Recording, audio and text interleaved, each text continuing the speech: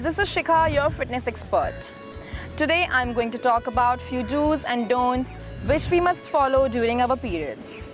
During our periods, we usually tend to avoid yoga. We think that we should not perform all those asanas and postures. Yes, it is true.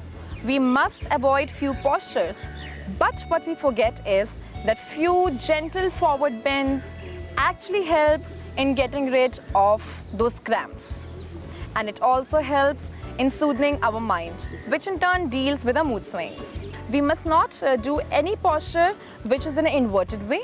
And another important point is that we should absolutely not do any excessive breathing or any heavy breathing techniques, because that tends to generate more heat in our body, which will automatically puts more pressure in our abdominal region. So please follow these do's and don'ts and enjoy a cramp-free period days. I will again come back with a new problem, new solution, few new tips and healthy techniques. Till then, keep watching Care World.